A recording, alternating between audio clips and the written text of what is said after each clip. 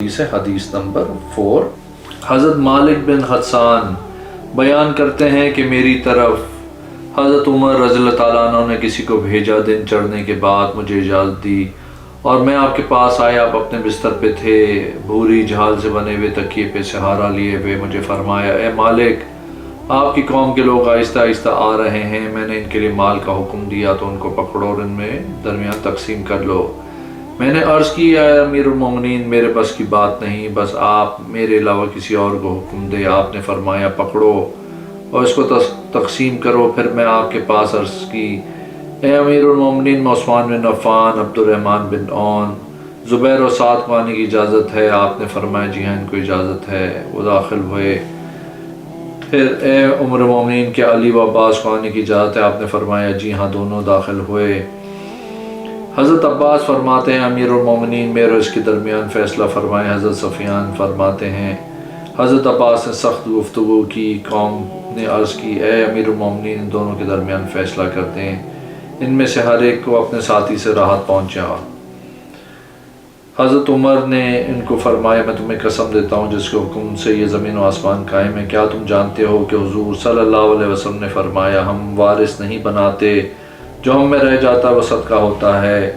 حضور نے عرض کی، جی ہاں۔ حضرت عمر نے فرمایا، بے شک اللہ تعالیٰ نے اپنے رسول صلی اللہ علیہ وسلم کو خاص کیا، آپ صلی اللہ علیہ وسلم کے سوا کسی کو خاص نہیں کیا۔ پھر یہ آیت پڑھی، ما افا اللہ علی رسول الی آخر۔ سفیان فرماتے، میں نہیں جانتا آیت اس کے بعد والی پڑھی یا نہیں۔ حضور صلی اللہ علیہ وسلم تمہارے درمیان بنی نفیر کا مال تقسیم کیا، اللہ کی قسم میں تم پہ کسی کو فوقیت نہ دوں گا، نہ تمہارے علاوہ بچا کے رکھوں گا۔ حضور صلی اللہ علیہ وسلم اس پہ اپنا خرچ لیتے تھے اور اس کو 1 سال تک گھر والوں پہ خرچ کرتے تھے، جو بچ جاتا تھا اس کو ہتھیاروں اور گھوڑوں کی خریداری میں خرچ کر دیتے، اللہ کی راہ میں تیار کیے گئے تھے۔ پھر ان کو فرمایا، تم کو اللہ کی قسم دیتا ہوں جس کے حکم سے آسمان و زمین قائم ہوئے، کیا تم یہ جانتے ہو دلائی جو قوم کو لائی تھی؟ کیا تم یہ جانتے ہو؟ دونوں نے عرض کی، جی ہاں۔ جب حضور صلی اللہ علیہ وسلم کا وصال ہوا، حضرت ابو بکر رسول اللہ صلی اللہ علیہ وسلم کے ولی بنے۔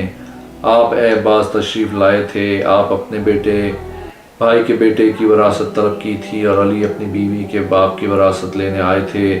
حضرت ابو بکر نے فرمایا، حق ہے کہ حضور صلی اللہ علیہ وسلم نے فرمایا، جو ہم چھوڑتے ہیں وہ صدقہ ہوتا ہے، ہم کسی کو وارث نہیں بناتے۔ ان دونوں نے مجھے دیکھا، اللہ کی قسم آپ جانتے ہیں میں سچا، اچھا سلوک کرنے والا، رہنمائی کرنے والا حق کے تابع ہوں۔ تم دونوں میرے پاس آئے ہو، تم دونوں کا کام ایک ہے، تم دونوں مجھ سے مانگتے ہو، میں تم دونوں کو سمجھتا ہوں۔ اگر تم دونوں چاہتے ہو تو تم میں دونوں کو دے دیتا ہوں، اس شرط ہے کہ تم اس سلسلے میں وہی طریقہ کرو جو حضور صلی اللہ علیہ وسلم کرتے تھے، تم دونوں اس کو لے لو۔ آپ نے دونوں سے فرمایا، کیا اس طرح ہو سکتا ہے؟ دونوں نے عرض کی، جی ہاں۔ حضرت ابو بکر نے فرمایا، پھر تم دونوں میرے پاس آئے ہو تاکہ میں تمہارے درمیان فیصلہ کر دوں۔ اللہ کی قسم میں تمہارے درمیان اس کے علاوہ کوئی فیصلہ نہیں کروں گا یہاں تک کہ قیامت آ جائے۔ اگر تم دونوں عاجز آ جاؤ تو تم مجھے واپس کر دینا۔ ایک اور حدیث ہے۔